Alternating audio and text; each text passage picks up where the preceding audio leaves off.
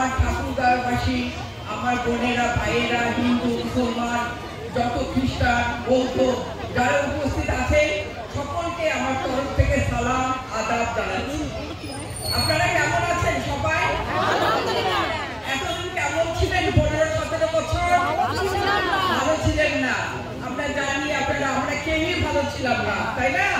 আমরা খুব খারাপ ছিলাম। আমি কিন্তু আপনাদের মতোই একজন সাধারণ মহিলা, তাই না? কিন্তু আমরা কিন্তু অনেক কষ্ট ভোগ করেছি। এই যে আপনাদের স্যার, যাকে আনার জন্য আজকে আমরা এখানে উপস্থিত হয়েছি, এই স্যার কিন্তু প্রচুর নির্যাতিত হয়েছে। তার এই জীবনের 2.5 বছর তিনি জেল কেটেছেন, 11 বার জেলে গিয়েছেন, তাই না? এটাই কিন্তু উনি বোধহয় অ্যানাউন্স করেছেন যে এটাই ওনার জীবনের শেষ নির্বাচন।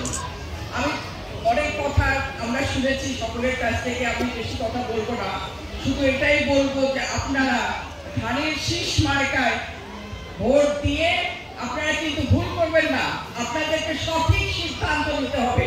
অনেকে অনেক কথা আপনাকে বলবে, তাই না? অন্যান্য পার্টিও তো এখানে আছে, কাউকে বলবো না। আপনারা যাকে যোগ্য মনে করবেন, আপনারা কাকে যোগ্য মনে করেন? আলমগীর স্যারকে যোগ্য মনে করেন এবং তার মার্কা হলো ধানের শীষ। তাকে যদি আপনারা নির্বাচিত করতে পারেন আপনাদের ভোটে, তিনি আর বিএনপি যদি পাওয়ারে আসে, ক্ষমতায় আসে, তাহলে তিনি কিন্তু মন্ত্রী হবে ইনশাআল্লাহ, তাই না? অনেক কিছু হতে পারে। আপনারা আপনাদের যত দাবি আছে উনি সারা জীবন কিন্তু দিয়ে দিয়েছেন আপনাদের জন্য। আমার পরিবারের চেয়ে কিন্তু আপনাদেরকে বেশি সময় দিয়েছে। আমরা কিন্তু পাইনি তাকে। আমার মেয়েরা, আমি, আমাদের পরিবার যতটা পেয়েছি তার বেশি ঠাকুরগাঁওয়ের মানুষ পেয়েছে, তাই না? আপনারা দোয়া করবেন, ধানের শীষে সবাই ভোট দিয়ে তাকে জয়যুক্ত করবেন। ভোট দিবেন কিসে? ভোট দিবেন কিসে? এই ধানের শীষ কার মার্কা? মার্কা। এই ধানের শীষ খালেদা জিয়ার মার্কা। এই ধানের শীষ তারেক রহমান সাহেবের মার্কা। এই ধানের শীষ আমাদের যত নেতৃবৃন্দ আছেন জাতীয়তাবাদী দলের সকলের মার্কা। আপনারা সবাই জাতীয়তাবাদী দলকে জয়যুক্ত করে তাদের মনের আশা পূরণ করবেন। আপনাদের উন্নতির জন্য, এলাকার উন্নতির জন্য তাকে ভোট দিয়ে জয়যুক্ত করেন আপনারা। এর বেশি আপনারা অনেক সকলের বক্তব্য শুনেছেন এবং আমার এটাই বক্তব্য যে আমরা সবাই ধানের শীষকে নির্বাচিত করে এবার মনোনয়ন তাকে সার্থক করে তুলব, তাই না? ইনশাআল্লাহ দোয়া করবেন আমাদের জন্য।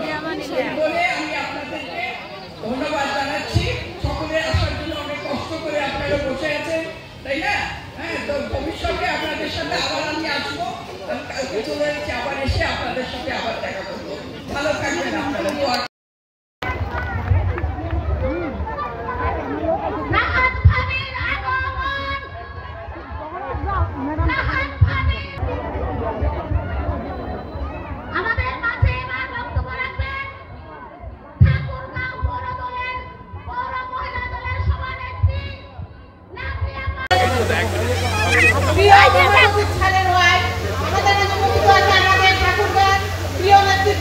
আমাদের শরীফুল ইসলাম শরীফ ভাই আমাদের মাঝে উপস্থিত আছেন, পৌর সেক্রেটারি আমাদের মাঝে উপস্থিত আছেন, পৌর সহসভাপতি আমাদের মাঝে উপস্থিত আছে, প্রধান বক্তা আমাদের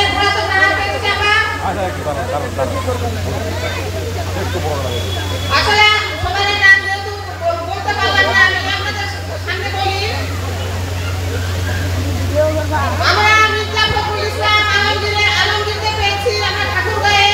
এটা আমাদের বাংলাদেশের মধ্যে আমাদের সৌভাগ্য।